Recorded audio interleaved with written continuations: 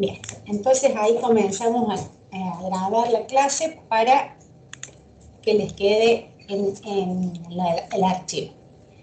Bueno, entonces, vimos que entonces las variables aleatorias son de tipo discreto cuando se pueden contar y son de tipo continuo cuando el valor que asumen incluye un rango o intervalo, ¿sí? Surgen de procesos de medición, las variables continuas, y dentro de las variables discretas ustedes vieron que teníamos tres tipos de distribuciones: la distribución bipuntual, la binomial y la Poisson. Como recién dijimos, las variables aleatorias continuas son aquellas en las cuales su valor se expresa en un intervalo o rango y tienen un número infinito de valores para ese rango específico. Surgen principalmente, como dijimos recién, de procesos de medición. ¿Cuáles son ejemplos de variables aleatorias continuas? Por ejemplo, la altura de los semáforos de una ciudad, la cantidad de sal que consume una persona por día, también puede ser, por ejemplo, la cantidad de azúcar que consume una persona por día, la cantidad en kilogramos de basura que se recicla, la estatura de los alumnos de un determinado curso, el peso de los habitantes de una ciudad. Todos esos son ejemplos de variable aleatoria que son de tipo continuo, que, como acabamos de decir, el valor se expresa en un intervalo o rango y tienen un conjunto infinito de valores para ese intervalo o rango. Entonces vemos que la principal diferencia que existe entre las variables aleatorias de tipo continuo y discreto es que en la continua se mide a lo largo de intervalos, mientras que en la discreta se calcula en puntos exactos. Ustedes recuerdan cuando vieron los ejercicios de distribución binomial, buscábamos la probabilidad de x igual a 5, por ejemplo, con un tamaño de muestra n igual a 10, con una probabilidad p de 0,20. En este caso vamos a ver que en las variables continuas trabajamos con integrales. Por eso es importante que recuerden las integrales que vieron en matemática, porque las vamos a emplear en estos ejercicios.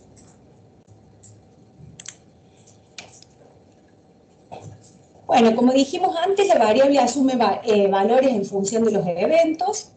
Una variable continua, dijimos que asume los valores dentro de un rango o intervalo. Y la probabilidad surge de integrar la función de densidad, ¿sí? Entonces lo que vamos a hacer es integrar la función de densidad para obtener las probabilidades. ¿Cuáles son las condiciones que debe reunir la función de densidad? La primera es que la función de densidad es mayor o igual a 0, o sea que es positiva. La segunda es que la integral entre menos infinito e infinito de la función de densidad respecto de x es igual a 1, o sea, el área bajo la curva de la función de densidad es igual a 1. Y la tercera es que la probabilidad de los x comprendidos entre a y b, siendo a y b dos valores genéricos, la obtenemos mediante la integración de la función de densidad entre a y b, siendo a y b los valores del recorrido. Como recién dijimos, para el caso de las variables continuas, la probabilidad de que la x tenga un valor en un punto es igual a 0. Entonces, esas son las tres condiciones de la función de densidad. ¿Se acuerdan cuando vimos funciones de tipo discreto? Vimos las condiciones. En este caso, para la función de densidad de tipo continuo, las tres condiciones que debe cumplir son las que acabamos de ver.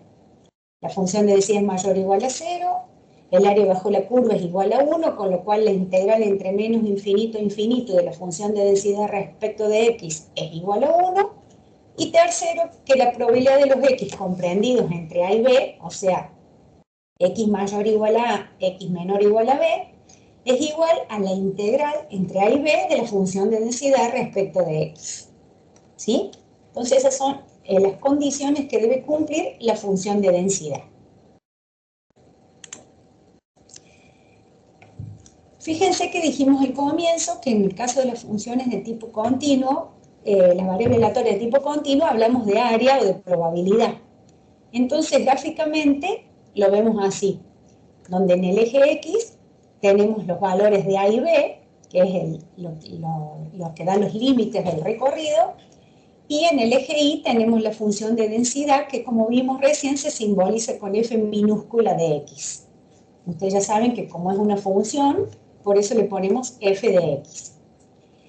Y fíjense que si buscamos en el punto anterior, nosotros dijimos la integral entre a y b de la función de densidad y obtenemos la probabilidad de los x comprendidos entre a y b, que es lo que tenemos acá en la superficie sombreada del gráfico. ¿Ven? Esta es la probabilidad, que es un área bajo la curva.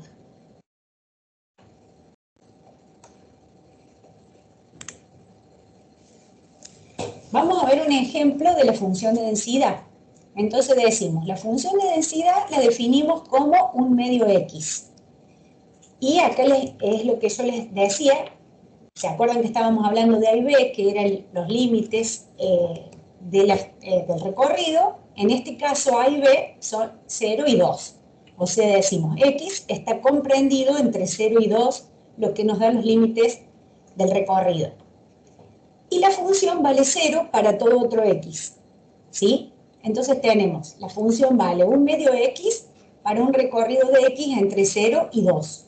Para todo otro X, la función vale 0. Entonces, ¿qué hacemos acá? Graficamos la función de densidad. Para graficar la función de densidad, lo que hacemos es a este un medio x, le damos valores a x que estén comprendidos dentro de ese recorrido. Entonces decimos, si x vale 0, un medio por 0, la función vale 0. ¿Ven? Que acá la función vale 0.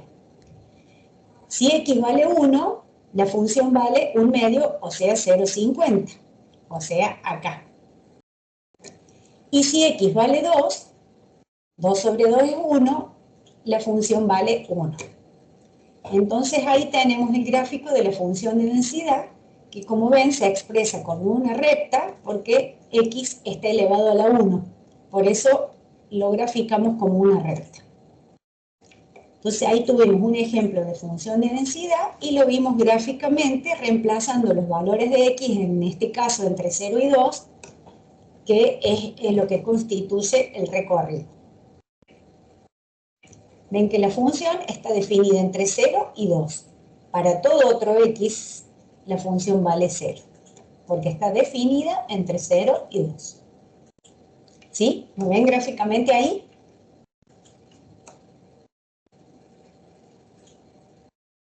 Sí, sí. Bien. Entonces, además de la función de densidad, que como recién vimos se simboliza con f de x, ahora vamos a ver lo que es función de acumulación, que la simbolizamos como f mayúscula de x.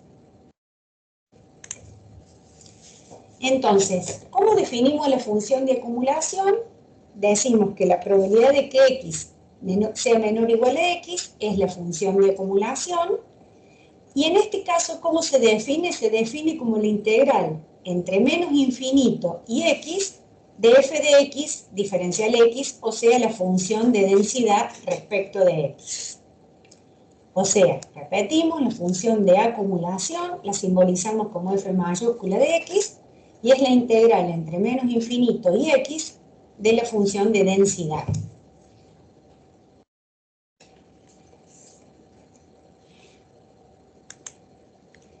¿Cuáles son las propiedades de la función de acumulación? Así cuando vimos anteriormente las condiciones de la función de densidad, ahora vemos las propiedades de la función de acumulación.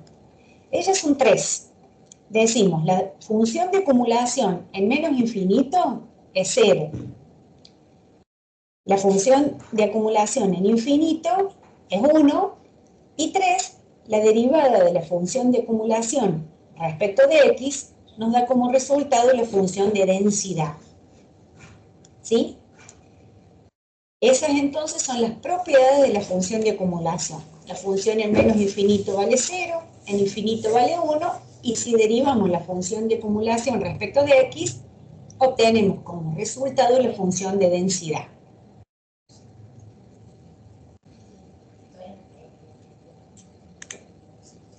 Gráficamente, ven que acá tenemos el eje X y en el eje Y tenemos la función de acumulación, que como dijimos la simbolizamos con F mayúscula de X. Y fíjense que el valor máximo que puede asumir es 1 y de ahí continúa valiendo 1. Por eso dijimos que f en infinito es igual a 1. Vemos acá un ejemplo de la función de acumulación y decimos, la función de acumulación la definimos como la integral entre menos infinito y x de la función de densidad.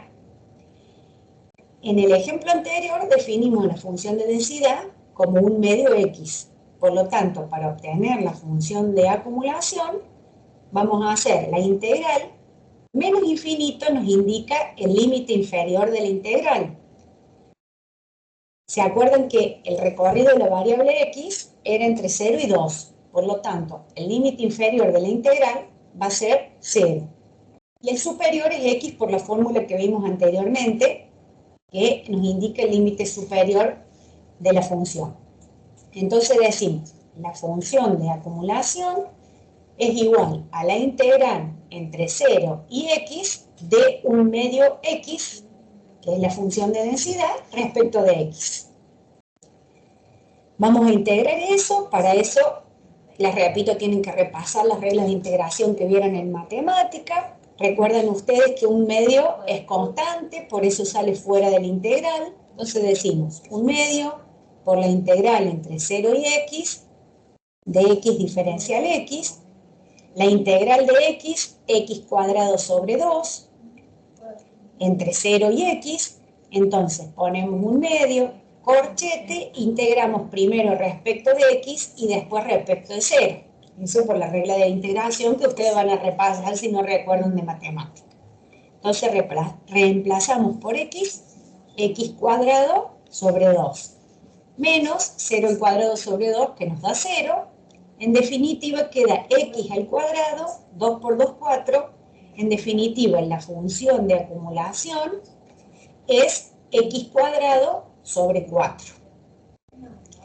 Entonces, una vez que obtienen la la integral entre menos infinito de x de la función de densidad, anotamos el resultado de la función de acumulación y lo expresamos así. Función de acumulación f de x es igual a x cuadrado sobre 4, que es lo que obtuvimos acá, para los x comprendidos entre 0 y 2. Como dijimos, 0 y 2 es el recorrido de la variable x. Acuérdense que nosotros en la función de acumulación teníamos tres condiciones.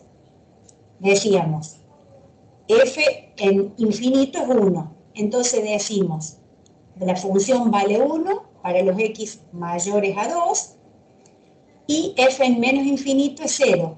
Entonces la función vale 0 para los x menores a 0, porque siempre es positiva la función de acumulación. Entonces acá lo que hicimos es anotar el resultado que obtuvimos de la función de acumulación. Acuérdense que teníamos tres condiciones y en notación eso es lo que nos ha dado de resultado. Teniendo en cuenta siempre que el recorrido de la variable x está definido, en este caso de este ejemplo, entre 0 y 2. ¿Sí? Sí. ¿Ven la diferencia entre función de densidad y función de acumulación?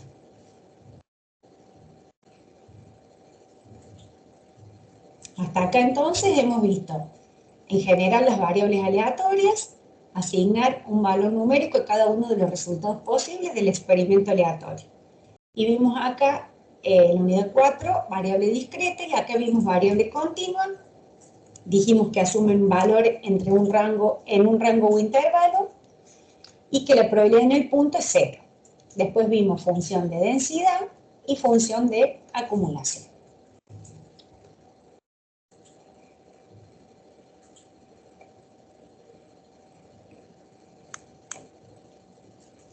Vamos a ver el gráfico. Fíjense que para la función de densidad era x sobre 2, entonces estaba elevado a la 1. Como acá x está elevado al cuadrado, el gráfico es una curva, ¿sí? Entonces nos queda, nuevamente, para poder graficar la función de acumulación, reemplazamos x entre los valores que está contenido ese intervalo. Y decimos, si x vale 0, la función de acumulación vale 0. Estaría el punto ahí. Cuando x vale 1, la función de acumulación vale un cuarto. O sea, 0,25, supongamos que está ahí. Ay, perdón.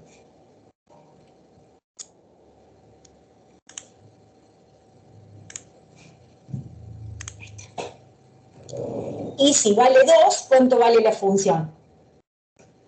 1. Bien, 2 a la cuarta, 2 al cuadrado sobre 4, nos queda 4 sobre 4 igual 1, ¿ven? Para el valor 2 de x, la función vale 1. Y acuérdense que nos decíamos, f en infinito vale 1, o sea que de ahí en más, lo ven en el gráfico, la función vale 1. Entonces ahí tenemos el gráfico de la función de acumulación, que como está elevado al cuadrado, por eso en este caso el gráfico queda como una curva. ¿Sí?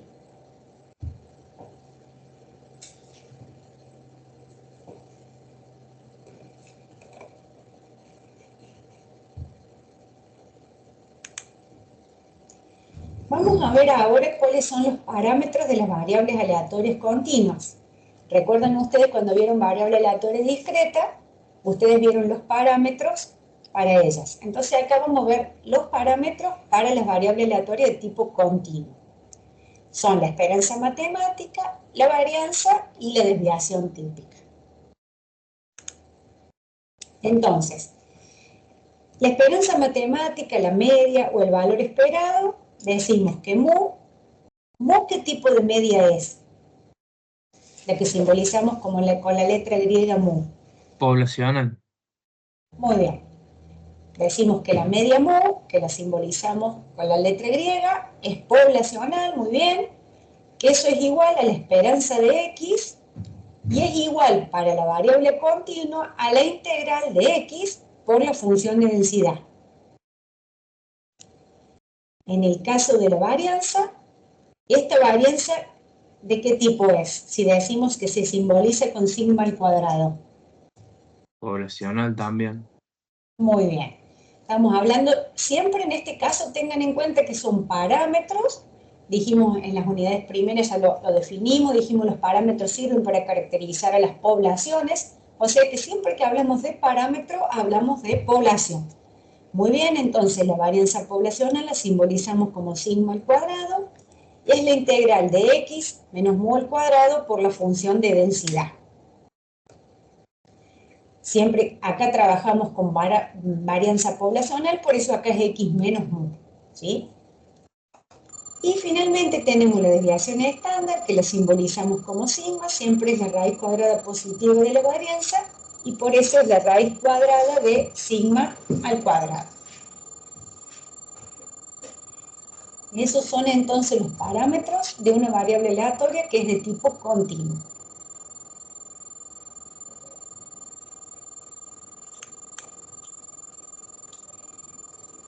Así como en la unidad 4 ustedes vieron que teníamos distribuciones que se definían en el campo discreto, como eran la bipuntual, la binomial y Poisson, tenemos otro tipo de distribuciones que se definen en el campo continuo. Ellas son la normal, la t de Student, la t cuadrado y la f de Snellkopf. Siendo de ellas, la más importante es la distribución normal, por eso la hemos marcado, porque es la más importante y la que más se utiliza en la práctica. Vamos a ver ahora las características de cada una de estas distribuciones. Vamos a ver la normal y después estas distribuciones las vamos a aplicar en la unidad 6, 7, 8, cuando hagamos la estimación por intervalo, la prueba de hipótesis, se aplican estas distribuciones.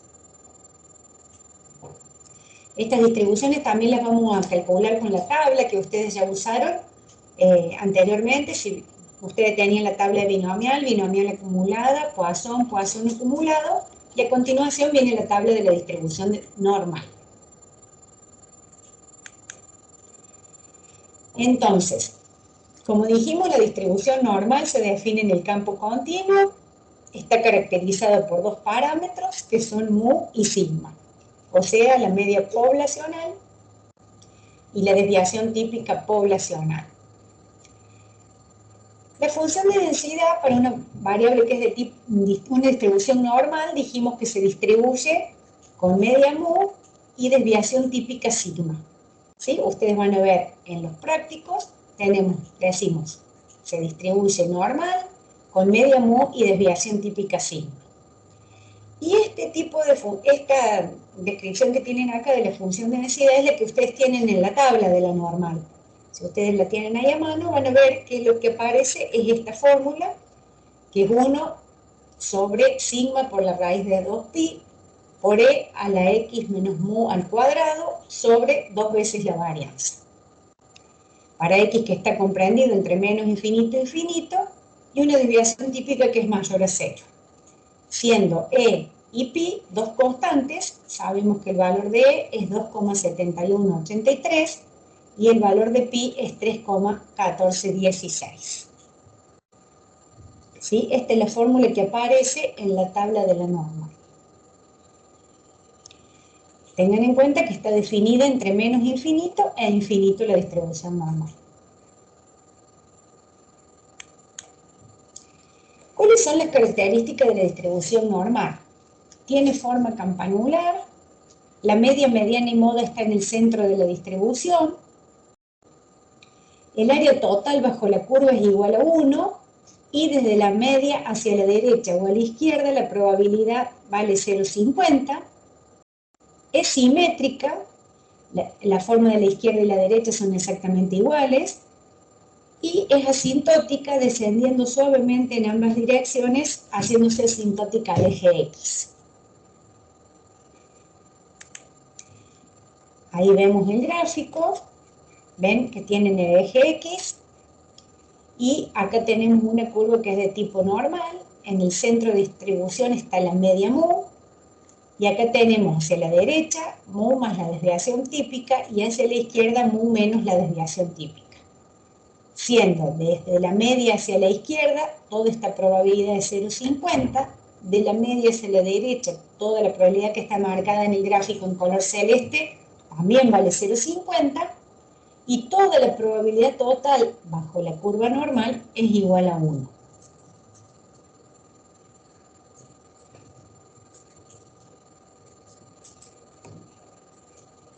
Gráficamente entonces la normal la vemos así.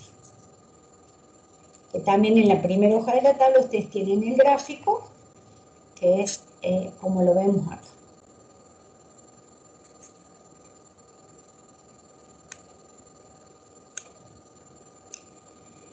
Fíjense que en la distribución normal, el valor de mu es lo que nos da, o la media, nos da la localización. Acá tenemos una, acá tenemos otra, acá tenemos otra. Nos da el valor del medio. Y la dispersión de la curva viene dada por el valor de la desviación típica sigma. De acuerdo a la desviación típica vamos a tener una curva que puede ser como esta, más achatada, más puntiaguda o más puntiaguda aún. O sea que la media nos indica la localización y la desviación típica nos indica el formato de la curva.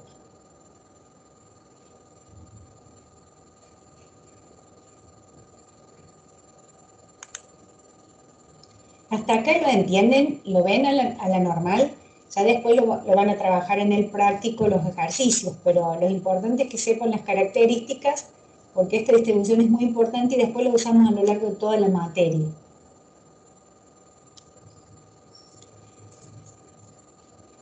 Bien, entonces nosotros tenemos una variable que se distribuye normal, dijimos x se distribuye normal, x la notación de la variable general, dijimos se distribuye normal con media mu y desviación típica sigma. ¿En qué consiste la estandarización o tipificación de la distribución normal? Consiste en transformar una variable que se distribuye normal con media mu y desviación típica sigma y transformarla en una variable z que se distribuye normal con medio 0 y desviación típica 1. ¿Cómo hacemos nosotros para estandarizar esa distribución normal y convertir la variable x y llevarla a una z con media 0 y desviación típica 1? lo que utilizamos es la fórmula para tipificar, que es la fórmula que decimos que z es igual a la variable menos la media sobre la desviación típica. Con esta fórmula nosotros vamos a convertir esa variable x en una variable z que se distribuye normal con media 0 y desviación típica 1. Profe, Sí, eso era el punto Z, ¿no? ¿qué cosa? En lo que está Esta mostrando era ahora. la Teta era fórmula. lo que hay visto en unidad 2, creo, punto Z. No, esta es la distribución normal. Este z que calculamos nosotros para poder entrar a la tabla y calcular las probabilidades, porque la tabla está tipificada con una media 0 y una desviación típica 1. Vale. ¿Sí? Entonces lo que utilizamos es esta fórmula de z.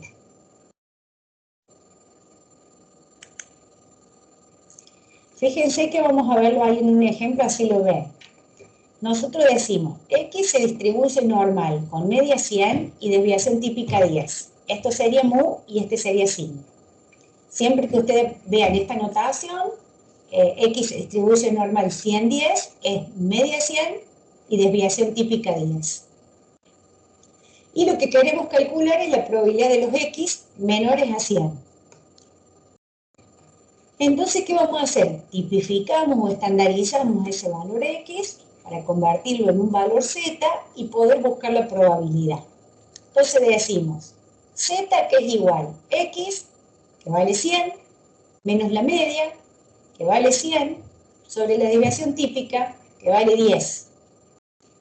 En definitiva, decimos la probabilidad de los z menores a 0. Fíjense que si nosotros tenemos el gráfico de la normal con media 0, la probabilidad de los z menores a 0 es esta, y esa es la mitad de la curva, por lo tanto esa probabilidad es 0,50. ¿Sí? La tabla acumula hasta un valor de z sub 0 dado. En este caso z vale 0. Si por ejemplo nosotros quisiéramos buscar la probabilidad de los x menores a 130, al tipificar nos va a quedar 130 menos 130 dividido 10 nos da 3. Entonces yo estaría buscando la probabilidad de los z menores a 3. Tengan en cuenta acá que la media es 0 para una normal estándar y a la derecha los valores positivos de z, a la izquierda los valores negativos, por eso acá tenemos negativo y positivo. Si z nos diera 3, como en el caso que recién les cité, supongamos que este z sub 0 vale 3. Entonces decimos la probabilidad de z menor a 3 y ese valor nosotros lo vamos a ir a buscar en la tabla. ¿Sí? Ustedes se fijan en la tabla de la normal,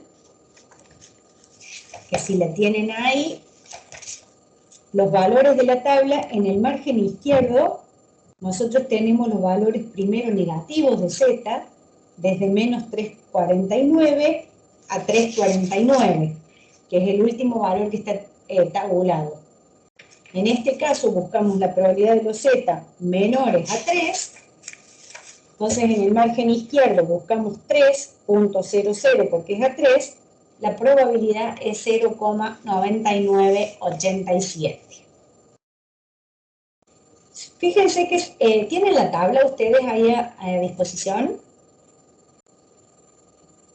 Fíjense que si la tienen, cuando hacemos la probabilidad de los z menores a 0, si ustedes se fijan en la tabla, la probabilidad en la tabla es 0,50, que nosotros ya lo habíamos visto gráficamente, que es la mitad de la curva y por lo tanto toda esa probabilidad vale 0,50. Igualmente, si ustedes buscan en la tabla la probabilidad de los z menores a 0, también les da 0,50. ¿Sí?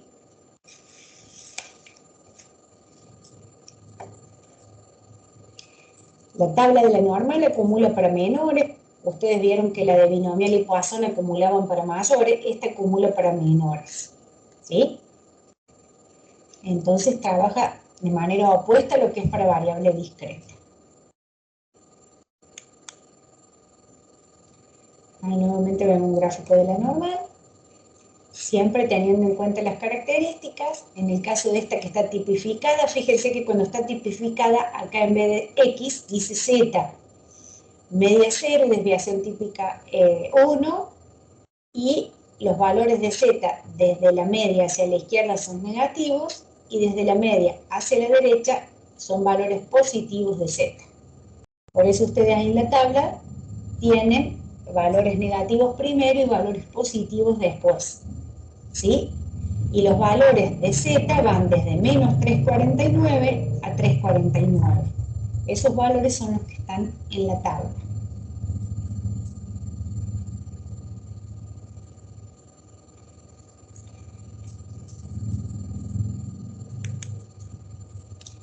Vamos a ver acá otro ejemplo. Decimos, la media mu X se distribuye normal con media 31 y desviación típica 5. Entonces, calcular la probabilidad de que X sea menor a 41. Entonces, esta media acá vale 31. 41 supongamos que está acá, este gráfico corresponde a la variable X. Para poder obtener esa probabilidad, tenemos que convertir esa variable X en una variable Z con media 0 y desviación típica 1 para poder buscar el valor en la tabla. Entonces, ¿cómo dijimos que obtenemos Z? X menos mu sobre sigma. X 41 menos la media que vale 31 sobre 5, que es la desviación típica, nos da Z igual a 2. Fíjense que este gráfico corresponde a una variable Z con media 0 y estamos buscando los Z menores a 2 que se corresponden con este X de 41. El Z es positivo porque está a la derecha del 0. Acá tenemos 0 y acá es 2. La probabilidad de los Z menores a 2 es hacia la izquierda. Si se van a la tabla de la distribución normal, buscan para en el margen izquierdo 2,00, que es 2, valor de Z, y esa probabilidad nos da 0,9772, que es todo esto que está rayadito en el gráfico, el área bajo la curva. ¿Sí? Esa probabilidad entonces es 0,9772, que es la probabilidad acumulada hasta ese Z, que en este caso vale 2. ¿Sí? Fíjense, por eso siempre es conveniente graficarlo. Arriba tenemos el gráfico correspondiente a la variable X y abajo tenemos el gráfico correspondiente a la Z, con media 0 y desviación típica 1.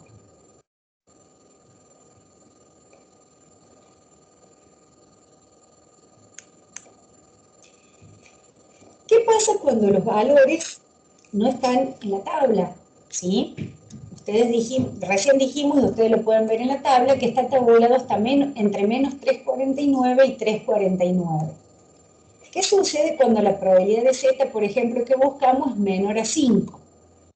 Acá tenemos el 3,49, el 5 supongamos que está acá.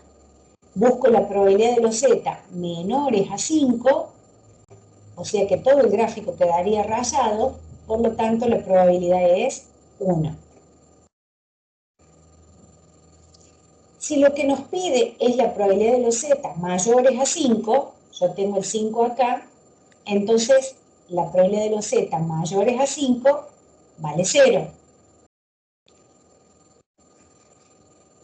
Si yo lo que estoy buscando es la probabilidad de los Z menores a menos 5, el valor más chiquito de la Z es menos 3,49, supongamos que menos 5 está por acá, entonces los menores a menos 5 vale 0. Eso lo ven gráficamente. Y en este caso, si buscamos los Z mayores a menos 5, supongamos que el menos 5 está acá, como buscamos mayores, vamos hacia la derecha, y esa probabilidad es 1. Entonces, si los valores de Z están comprendidos entre menos 3,49 y 3,49, los valores se encuentran en la tabla, y si no, si están fuera de ese intervalo, las probabilidades valen 0 o 1, pero no es que no se puede resolver, ¿sí? Valen 0 o valen 1, como en estos ejemplos que vimos antes. Si tuviéramos la probabilidad de los Z menores a 20, supongamos que esta rayita sigue, el 20 está por acá, los menores a 20 también es 1. Entonces esto lo pueden ver gráficamente, que cuando supere ese rango que está tabulado entre menos 3,49 y 3,49, las probabilidades valen 0 o valen 1, ¿sí? Como en estos casos que tenemos en el ejemplo.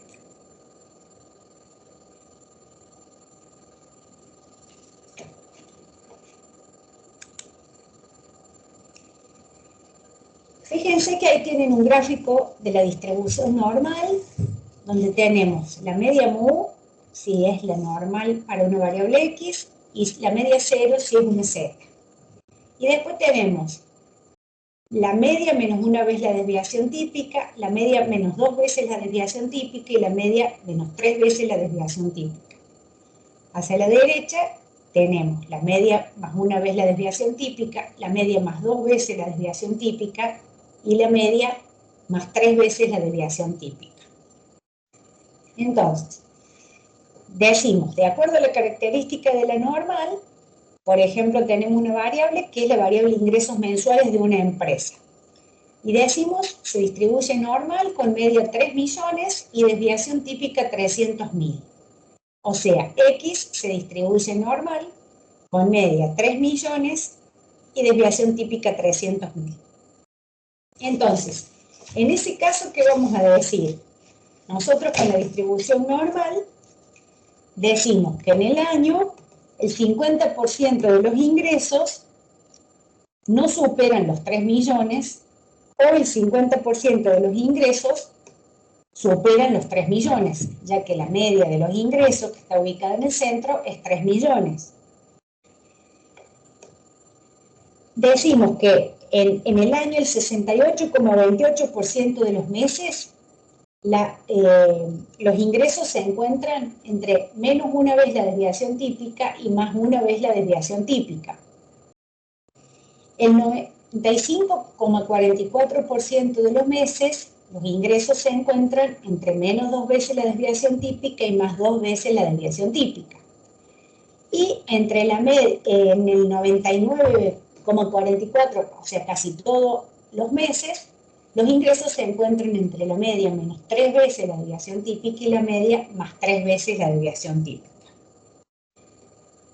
De igual forma decimos que los ingresos superiores a 3.900.000, son este triangulito que está acá, que es la media 3 millones más 3 veces la desviación típica, la probabilidad esa de los Z mayores a 3.900.000 es una probabilidad muy chiquita, que para obtenerla tipificamos 3.900.000 menos 3 millones dividido 300.000 y nos queda la probabilidad de los Z mayores a 3, y esta probabilidad, como la tabla calcula para menores, es 1 menos la probabilidad de los Z menores, con lo cual nos queda 0,003. Es esa probabilidad chiquitita que vemos acá. Esas son conclusiones que se pueden sacar a simple vista con el gráfico de la distribución normal. ¿Sí? Acá es 99. Fíjense que acá tenemos otros ejemplos de la distribución normal, porque en estos ejercicios ustedes lo van a ver en el práctico. Nosotros podemos obtener probabilidades, valores de Z o valores de X. Entonces, en el ejemplo 1 decimos X se distribuye normal con media 20 y desviación típica 1. O sea, decimos X se distribuye normal con media 20 y desviación típica 1. Calcule la probabilidad de X comprendido entre 19 y 22, supongamos que sean años la variable. Entonces vamos a tipificar estos valores para obtener la Z entre esos dos valores. ¿Sí? En este caso lo que estamos buscando es la probabilidad de los X comprendido entre 19 y 22. No lo vamos a resolver porque eso lo van a ver en el práctico, pero van a ver ejercicios de este tipo. Tenemos la media, la desviación típica, buscamos los X comprendidos entre esos dos valores, entonces tipificamos, tenemos valor Z y después calculamos la probabilidad comprendida entre esos dos valores. Acá tenemos otro ejemplo, decimos una fábrica de aluminio, produce una canaleta de aleación, sabe que la rigidez está en medida en metros cuadrados, tiene una media de 24,25 y una desviación típica de 1,15, entonces calcule las siguientes probabilidades. Otra vez en estos casos buscamos X comprendido entre dos valores, X comprendido entre dos valores en el inciso B, X mayor a 25 y X menor a 22. O sea que en todos esos casos lo que vamos a hacer, vamos a tipificar, vamos a convertir esos valores X en valores Z para después buscar las probabilidades en el tabla. ¿Sí? Esos son ejemplos que también lo van a ver en el práctico. Y fíjense que en este inciso 3 lo que les pide es encontrar un valor X. ¿Sí? Así como en estos casos buscábamos probabilidad, acá les pide valor X, que es un valor particular de la variable. Entonces, para encontrar ese valor X, así como dijimos, para obtener Z, nosotros hacemos X menos mu sobre sigma. En este inciso 3, la incógnita sería ese X. Entonces vamos a hacer el proceso inverso, en vez de tipificar la variable X para convertirla en una Z, vamos a convertir la Z en X.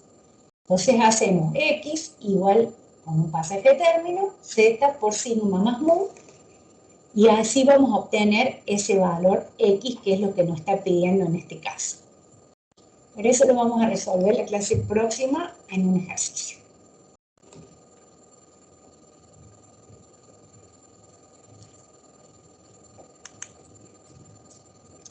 Hasta ahí la normal, ¿la entendieron? A rasgos generales, después la tienen que ver bien, pero las características, cómo más o menos funciona la tabla y todo eso.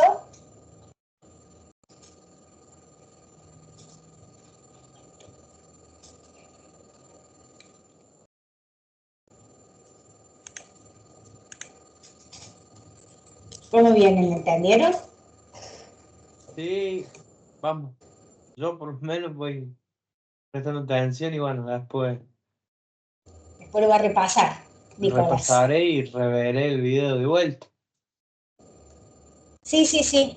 Cuando lo lean ustedes solos, después en todo caso lo repasan y ahí se van a dar cuenta que, bueno, ven que es un poquito más complicado que la variable discreta, pero la pueden ver, ¿sí? Sí, sí.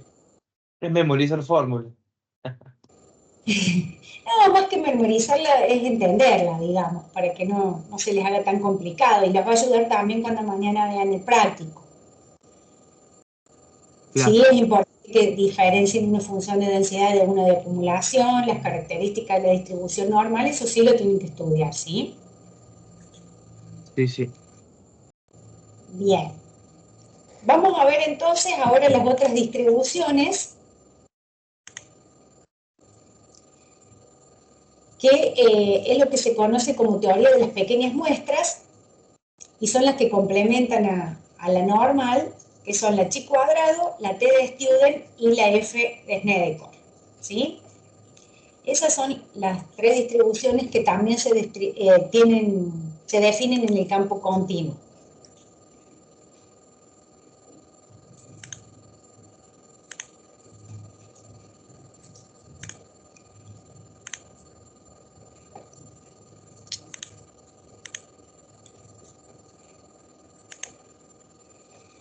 La primera que tenemos es la distribución chi cuadrado, que ustedes ahí también en la tabla la tienen a continuación de la normal.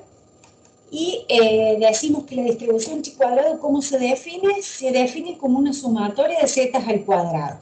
¿Sí? Se define entonces la distribución chi cuadrado como una sumatoria de z al cuadrado y como son valores elevados al cuadrado, siempre asume valores positivos.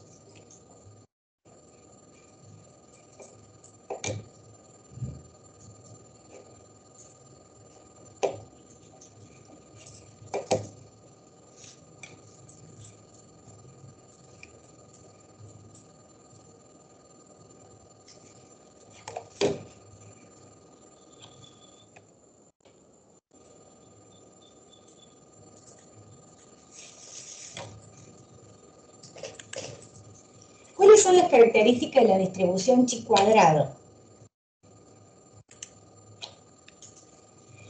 La distribución chi cuadrado, el recorrido va entre 0 e infinito. ¿Ven? Se simboliza como chi cuadrado de n, donde n son los grados de la libertad de la chi cuadrado. Gráficamente es asimétrica derecha, y fíjense que la altura de la curva depende de los grados de libertad. Esta es de 10 grados de libertad, este es de 6, este es de 2. ¿Sí? Entonces ahí pueden ver gráficamente una distribución de tipo chi cuadrado. ¿Sí? Ahí lo ven en el gráfico.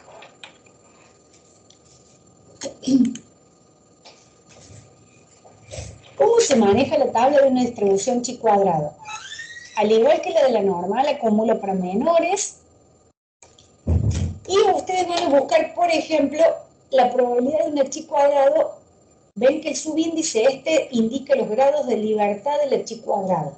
Entonces decimos, la probabilidad de una chi cuadrado con 15 grados de libertad menor a 5,23, ¿cuánto vale? Y este valor de 0,01 ustedes lo van a obtener en la tabla de la chi cuadrado en el margen superior.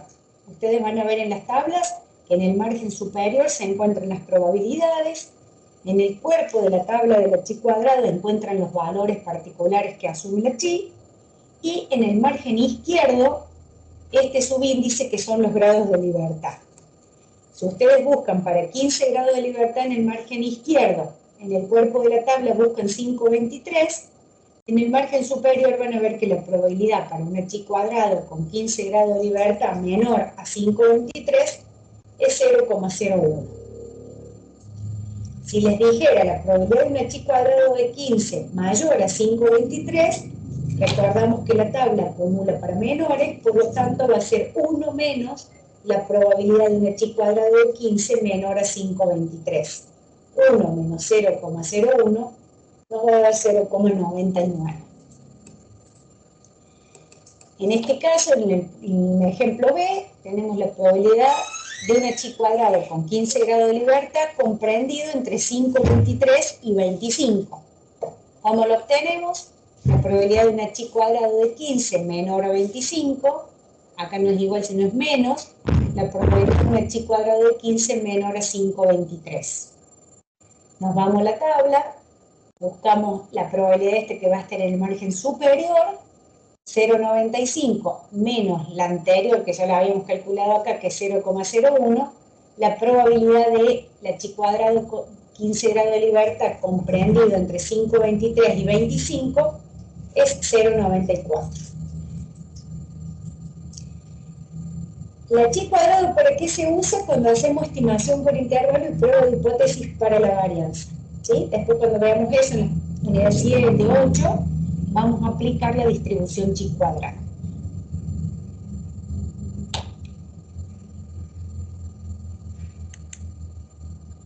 Otra distribución que ustedes tienen es la T de Student. Así como dijimos que la chi cuadrado se define como una sumatoria de z al cuadrado, la T de Student se define como un cociente entre una z dividido la raíz cuadrada de una chi sobre su grado de libertad. Entonces, el cociente entre una normal tipificada y la raíz cuadrada de una chi dividido sus grados de libertad. Esa es una distribución de tipo T de Student, que también lo tienen ahí en la tabla a continuación de las anteriores. La T de Student es sencilla de manejar porque es muy similar a la normal, pero se utiliza para n chico, y vamos a considerar n chico cuando el n es menor o igual a 30. Cuando el n es menor o igual a 30, vamos a aplicar la distribución T de Student. Si es mayor, se aplica la distribución normal. ¿Cuáles son las características de la T de Student? Es simétrica, asume valores entre menos infinito e infinito, ven que esa característica es como la normal, y lo que hay que tener en cuenta es que gráficamente la distribución T de Student es más achatada que la normal. Fíjense acá, en el gráfico, esta más achatada es una T de Student con 2 grados de libertad, y esta es una normal que siempre es más elevada en la curva. porque el tamaño de muestra para la T es menor. Entonces siempre gráficamente el gráfico de la T es más achatado que lo normal. Pero ven que son similares. Si ustedes se fijan en la tabla de la T, tenemos a la izquierda el N, en el margen superior las probabilidades y en el cuerpo de la tabla tenemos los valores T. ¿Sí? También lo van a ver en el práctico cómo se maneja la tabla, pero tengan en cuenta esos aspectos. Ustedes en este tipo de distribuciones lo que tienen que tener en cuenta es cómo entro, digamos, hacia la tabla. ¿Sí? ¿Se acuerdan que cuando vieron la Poisson nosotros necesitábamos media porque se entraba a partir de la media mu? En el caso de la T necesitamos el N y tenemos en el margen superior las probabilidades y los valores T en el cuerpo de la tabla.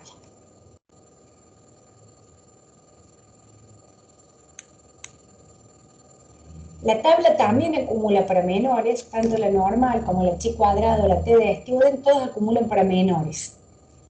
Hay que tener en cuenta los grados de libertad y, por ejemplo, si buscamos la probabilidad de una T con 20 grados de libertad, fíjense que el subíndice, igual que en el caso de la chi, el subíndice indica grados de libertad. Entonces decimos, la probabilidad de T de 20 menor a 2,845, ustedes van a buscar este X en el margen izquierdo, menor, está bien porque la tabla trabaja para menores, y 2,845 lo van a buscar en el cuerpo de la tabla, y se van a ir al margen superior donde van a encontrar la probabilidad que es 0,995. Acá tenemos otro ejemplo, buscamos la probabilidad de una T con 20 grados de libertad menor a menos 1,725. Entonces, como la tabla acumula para valores positivos, decimos que es 1 menos la probabilidad con una T de 20 menor a 1,725. Entonces, la probabilidad de una T de 20 menor a 1,725 es 0,99, 1 menos 0,99, la probabilidad es 0,01 el resultado. ¿Sí? Ven que trabaja similar a la normal y no es complicada. La T de Student es una de las más fáciles.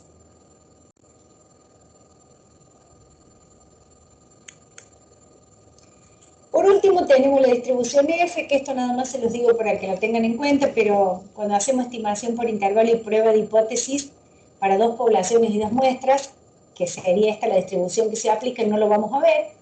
Así que tengan en cuenta nomás que la distribución F se utiliza cuando tenemos dos poblaciones y dos muestras, tenemos m grados de libertad en el numerador y n en el denominador, y se define como el cociente entre dos chi cuadrados con m grados de libertad en el numerador y n en el denominador. Gráficamente es similar al chi cuadrado, como definimos como un cociente de 2 chi cuadrados, pero algo más achatada la curva. Fíjense que simbolizamos como, por ejemplo, una F de 10, 2, donde 10 indica los grados de libertad del numerador y 2 indica los grados de libertad en el denominador.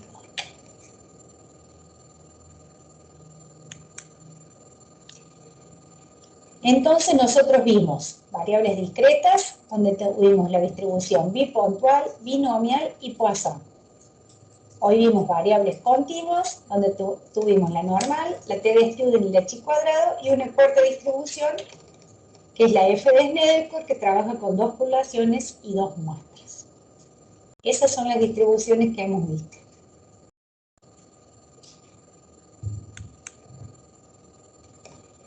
Bueno, ahí a continuación ustedes tienen otro tema que es la regla empírica, y la regla empírica establece que de la media más o menos una vez la desviación típica se encuentra el 68,26% de los valores de la variable. De la media más o menos dos veces la desviación típica se encuentra el 95,46% de los valores de la variable. Y de la media más o menos tres veces la desviación típica se encuentra casi todos los valores de la variable, por eso ponemos el 99,7% de los valores de la variable. Eso es lo que establece la regla empírica que tienen ahí en el material. Gráficamente, lo vemos ahí. El gráfico es una campana, y ahí vemos, ¿ven? El 68% de los valores, el 95%, y casi todo, que es el 99,7%.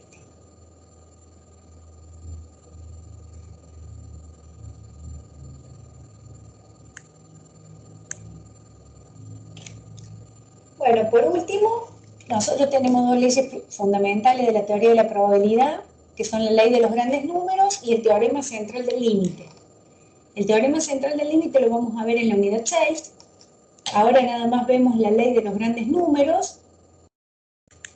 Y es importante que sepan el concepto de esta ley que nos dice, es la justificación matemática del enfoque frecuencial de la probabilidad, y que indica que si repetimos muchas veces, teniendo infinito un mismo experimento, la frecuencia de que suceda un cierto evento tiende a ser una constante. Y esta a su vez es la probabilidad de que ocurra ese evento. Recuerden ustedes cuando vimos el enfoque frecuencial de la teoría de la probabilidad, donde dijimos el valor numérico de las frecuencias relativas, cuando se realiza un gran número de n tiradas, tiende a estabilizarse alrededor de un número ideal fijo, que es la probabilidad P. ¿Se acuerdan que la probabilidad la calculamos como número de casos favorables sobre número de casos posibles?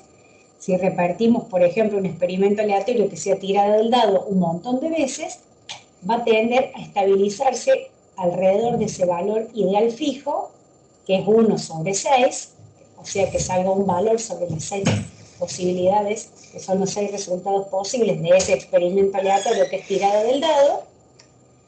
Y cuanto más veces lo realizamos, los valores tienden a oscilar alrededor de ese valor central, que es la probabilidad P. ¿Sí? Donde abajo tenemos los eventos y en el eje Y medimos las frecuencias relativas. ¿Se acuerdan que si nosotros repetimos un montón de veces, 1 sobre 6 nos da 0,1666, que es ese valor fijo que tenemos acá marcado en el gráfico?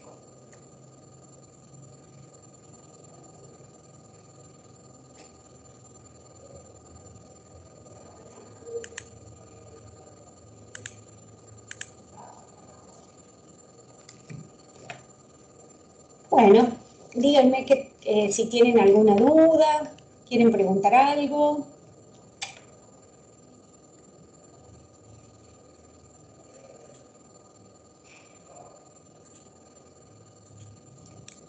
Yo de mi parte, estudiar y ver el video de vuelta de clase. Bien. Si pueden, repasen un poquito los conceptos fundamentales, así mañana, cuando lo ven en el práctico, lo van a comprender mejor, ¿sí?